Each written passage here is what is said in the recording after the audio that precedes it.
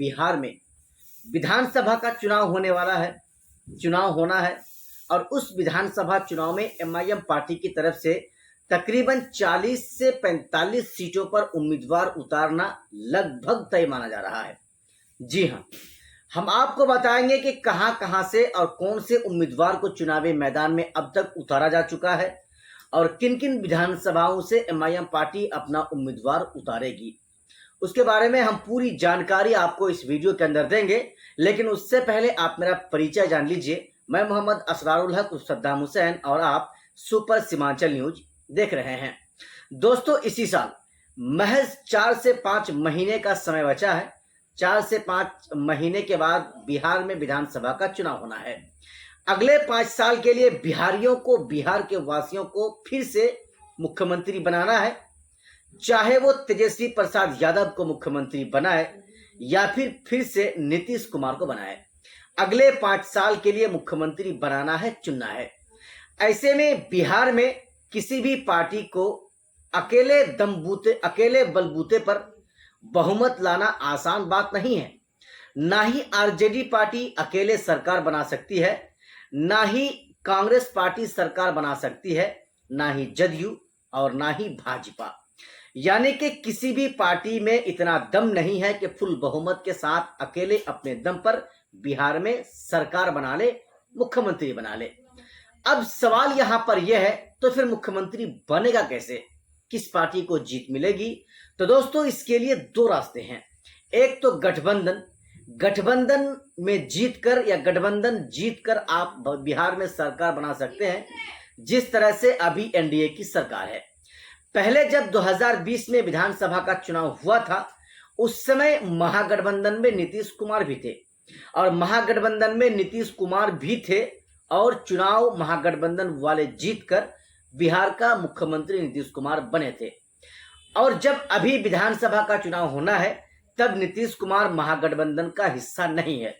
चूंकि नीतीश कुमार बीच में ही आरजेडी यानी महागठबंधन को धोखा देकर वो भाजपा में जाकर शामिल हो गए, यानी भाजपा गठबंधन में जाकर शामिल हो गए और एनडीए गठबंधन के साथ फिर से वो बिहार का मुख्यमंत्री बन गए।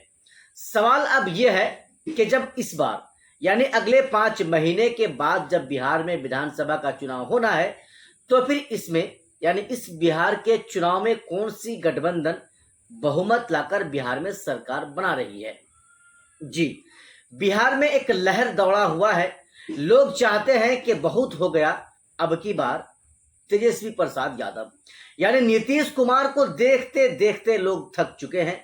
एक ही चेहरा हर जगह में बार बार मुख्यमंत्री की कुर्सी में देखते देखते लोग उकता सा चुके हैं। इसीलिए अब बिहार का आवाम, बिहार की जनता ये सोच रही है कि 2025 में यानी इसी साल जब बिहार में विधानसभा का चुनाव होगा, तब बिहार में अगला मुख्यमंत्री नीतीश कुमार नहीं बनेंगे, तेजस्वी प्रसाद यादव बनेंगे। हालांकि इस बात में कितनी सच्चाई है, इस बात में कितना दम है, जब चुनाव होगा तो चुनाव के बाद ये सारी चीजें हमारे और आपके सामने जग जाहिर हो जाएगी। लेकिन वर्तमान में नीतीश कुमार एनडीए गठबंधन का हिस्सा है और महागठबंधन का आरजेडी और कांग्रेस पार्टी, इनके साथ और भी कई पार्टियां हैं।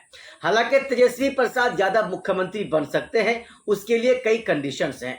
पहला कंडीशंस हम आपको बताते हैं, तेजस्वी प्रसाद यादव को ओवैसी को अपने साथ में गठबंधन लेना पड़ेगा। तेजस्वी प्रसाद यादव को जनसुराज पार्टी के सूत्रधार प्रशांत किशोर को अपने साथ गठबंधन में लेना पड़ेगा।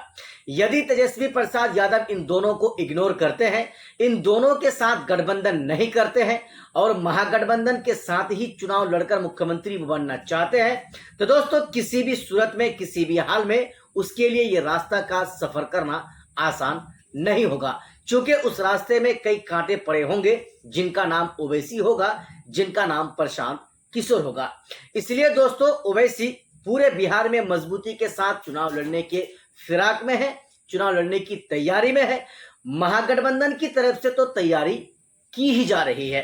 हालांकि प्रशांत किशोर भी इस मामले में पीछे नहीं है। उनके जो आरसीपी सिंह, जो पूर्व के जदयू के प्रदेश अध्यक्ष थे, वो उनकी पार्टी में शामिल हो गए हैं जनसुराज में। और कल तो उदय सिंह, जो पूर्णिया के पूर्व सांसद हैं, यानी उदय सिंह उर्फ पप्पू सिंह, उनको तो जनसुराज पार्टी का राष्ट्रीय अध्यक्ष चुन भी लिया गया है, बना भी दिया गया है। यानी कि जनसुराज पार्टी भी मजबूती के साथ चुनाव लड़ेगी और ओवैसी की पार्टी एमआईएम तो चुनाव लड़ेगी ही।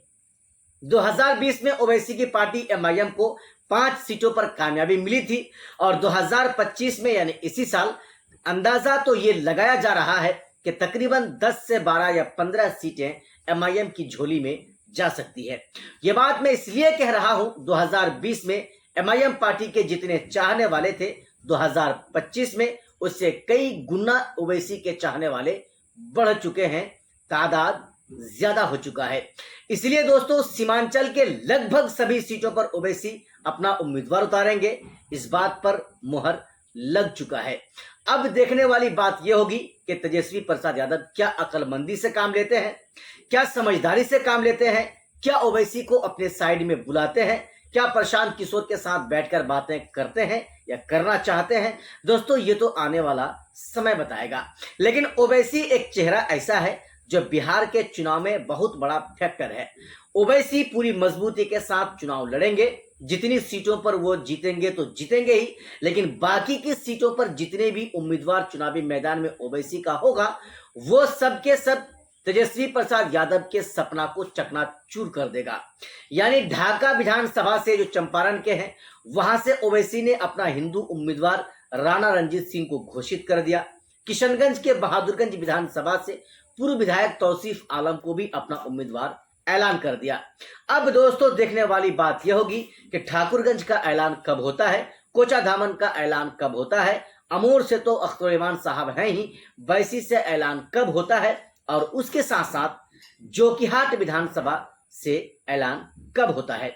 फिलहाल दोस्तों हम आपको बता रहे थे जो समीकरण है, ओवैसी कम से कम 40 से 50 सीटों पर बिहार में चुनाव लड़ेगा, एमआईएम पार्टी चुनाव लड़ेगी, इस बात की तैयारी की जा रही है। जहां तक संगठन की बात है, ओवैसी की पार्टी की तरफ से संगठन की मजबूती को लेकर के हर विधानसभा में जोर दे दिया गया है। हर विधानसभा में जो उम्मीदवार होंगे वो सब के सब लोगों के पास जा रहे हैं, सदस्यता अभियान का काम चला रहे हैं, लोगों तक ओवैसी के पैगाम को पहुंचा रहे हैं, लोगों को एमआईएम पार्टी से जोड़ रहे हैं। ये काम तो जोरों शोर के साथ किया जा रहा है और ये काम चलता रहेगा। जिस रफ्तार से ये काम चल रहा है आने वाला 3 महीने में आप देखेंगे किशनगंज ही नहीं सीमांचल पूरा ओवैसी ओवैसी कहेगा, एमआईएम एमआईएम कहेगा, बच्चा बच्चा तक ओवैसी का नाम पुकारेगा, क्योंकि काम ही इस तरह से किया जा रहा है।